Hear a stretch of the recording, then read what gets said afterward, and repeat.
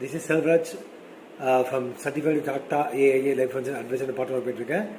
So, general question is how should I decide term insurance coverage?